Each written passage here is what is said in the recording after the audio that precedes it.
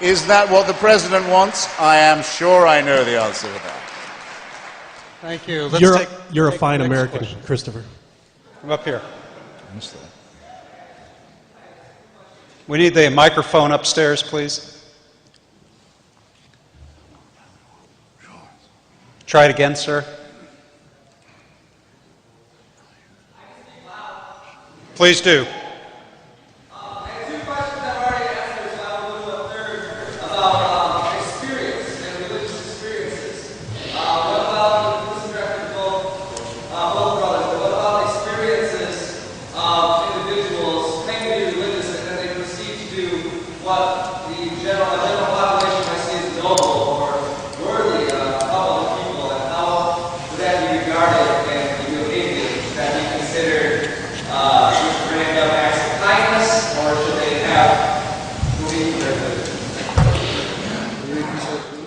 Oh, I'm sorry, I did not hear that. No, well, that was audible to everybody, wasn't it? You first. I really couldn't hear it. I'm sorry. Okay, well, I'll tell you. He said, what about subjective experience? If someone says, I had a religious experience and I went on to do a noble action, shouldn't we credit that to religion? Would that be a fair précis of your question, sir? He says yes. I have an answer, but I'm sure you do too. I suppose so. It doesn't seem to present any difficulties to my position, so I think I'll hand it over to him. Well, I mean, one of the best books for the unbeliever to read is William James's Varieties of Religious Experience, which is, by the way, is a trope you come up against a lot with C.S. Lewis, many other religious writers. They say, you who believe in the material world and don't believe in the supernatural, you can't account for the experiences of revelation and enlightenment and miracles that other people experience. And you don't understand the numinous, in other words. And I say that that's true for me. I don't. And I don't trust them, though I do think they can be confused with experiences of nature, landscape, music, sex and love, the numinous in other ways.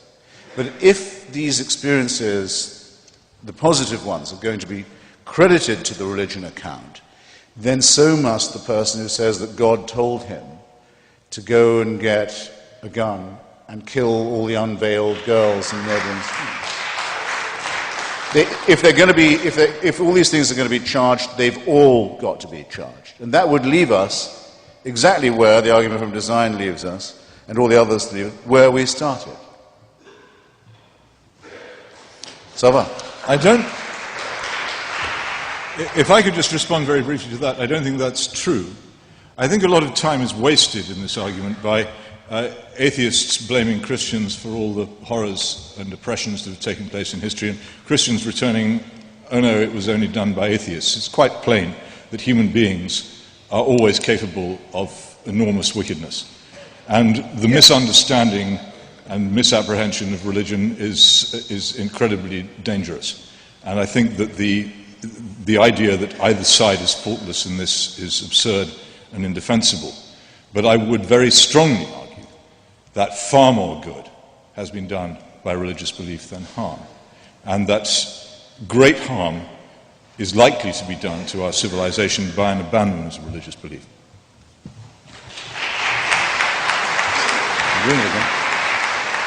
Sir, our next question. Hi. I was just at a philosophical luncheon at the University of Chicago where they teach your brand of atheism and morality in their theology school. But they were congratulating Chicago alderman on his life. And one of the things that they cheered was that he had spent several months with Trotsky in Mexico in 1928. They thought this was really great. And that a group of atheists would cheer a man who killed between 40 and 60 million people, and having spent, I would now do it, having spent months with him, and this is something they look up to. And this is the top of the people who do this. The Chinese, who were atheists, killed, 100 to 200 million people? They did 90 million people in locking up 2 provinces in the north, and they preached atheism. And Trotsky went and preached atheism across Russia, and then he hung priests from the back of the train. To say that atheism will kill without any limit if it gets into power anywhere. This has been proved from one end of the world to another. After Ethiopia, wait, this is your Sir, I thing. need you to wrap up the Atheism question. will kill. There is no defense. Sir, we need a, excuse me, The sir, question is- sir, we need a question, please. question- No, he's got made a perfectly good question. How can you defend atheism? I mean, how can you say that atheism won't kill? I mean, if you bring atheism back in a government, it will kill as many people. No, the question by the way, I thought it was a perfectly well-phrased question. To be an atheist doesn't guarantee you against being a sadist or a nihilist or a fascist or a Stalinist or a Maoist, though it's slightly unlikely, I think, you'd be a fascist or a National Socialist, but it's I would say, a necessary condition for enlightenment, not a sufficient one. And I'll take your question seriously in the following way. The 20th century totalitarianisms that are accused of being secular, I'll say something about each of them. It was a long question, so I hope you'll allow me. I'll try and condense it. To start with the original 20th century totalitarian ideology, which originally called itself fascism.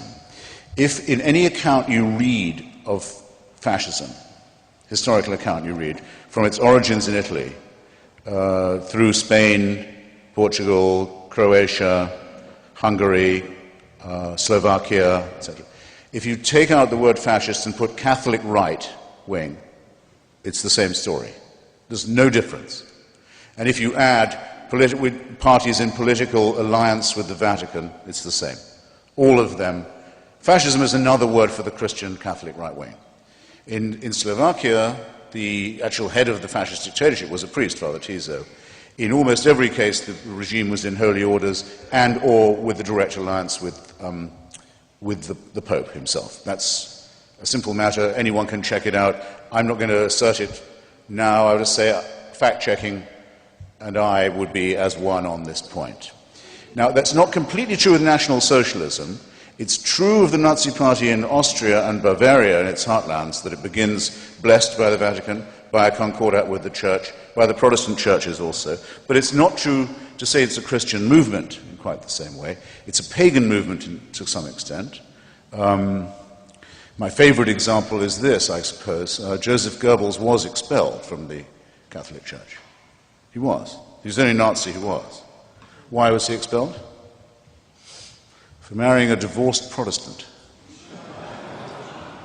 Magda Goebbels. You see, the Church does have its standards. However, it is estimated by Paul Johnson, Catholic historian, that more than 40% of the Waffen-SS were confessing Catholics. No one was ever excommunicated or threatened with excommunication for taking part in the final solution. And that was because of the alliance between the Nazi Party and the Church on two main things, anti-Bolshevism and anti-Semitism. Again, I'm condensing a bit. Now, it brings me to the Stalinists. Okay, you're Joseph Stalin. You've taken over Russia. You've been educated in a seminary in Georgia, by the way. Up till 1917, for hundreds of years, hundreds of millions of Russians have been told that the head of the state is a god, that the Tsar is above power, ordinary secular power, that he's the head of the Russian Orthodox Church as well as the... You shouldn't be in the dictatorship business if you can't take advantage of a deep well of credulity and servility like that. It's your golden opportunity. What does he do? Heresy trials. Heresy trials, witch hunts, miraculous discoveries such as Lysenko's biology, the worship of the leader from whom all blessings flow. As I described North Korea, the most religious state I've ever seen. Mutatis mutandis, this would apply also to Mao's China, with the same background of superstition and servility. Now, for there to be a fair test about this, you'd have to do the following. And no one I've ever debated with has even tried it. So you be the first. You find me a state or a society that threw off theocracy and threw off religion and said we adopt the teachings of Lucretius and Democritus and Galileo and Spinoza and Darwin and Russell and Jefferson and Thomas Paine. And we make those what we teach our children. We make that scientific and rational humanism our teaching.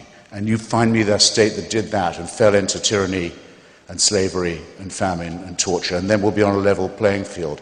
As it is, all you've done is show that the idea of worship and the idea of credulity and the idea of servility and slavery to religion is a bad idea in the first place. But none of the czars and none of the Chinese kings,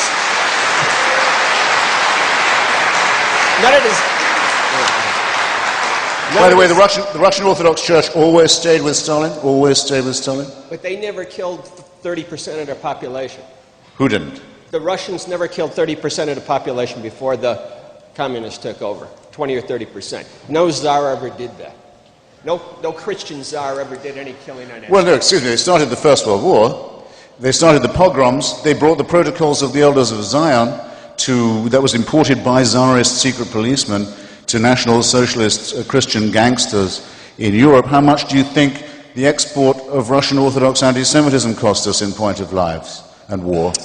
And have you ever counted up what happened to the wars that Tsarism started and carried on, and the persecutions, and the famines, and the tortures, and the starvation, and the people who just died of neglect? Come on. You want to do this accounting, I'm here. I'm really here for you.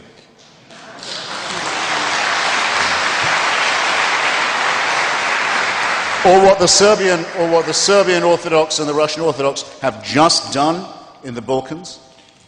The most recent genocide we've seen in Europe, entirely done by Russian and Serbian Orthodox fascists and Catholic Croatian Ustasha, grinding a whole part of civilized Europe into nothingness and bloodshed for their filthy, stupid medieval quarrels. How dare you say that any secularist, we who've opposed this kind of barbaric stuff, are on all fours with these creeps? You should take it back. You owe me an apology.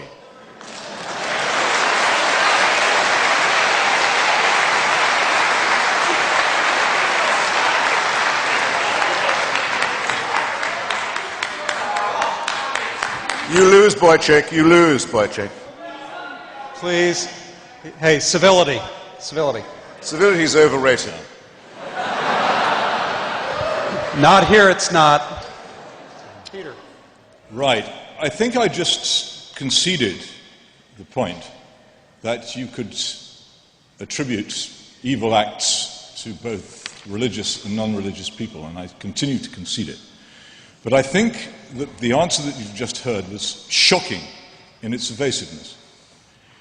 First of all, the most enlightened government that humanity had ever seen in terms of its own self-conceit, which of course is something that atheists are very fond of, was that of the French Revolutionary Terror, which ended by executing so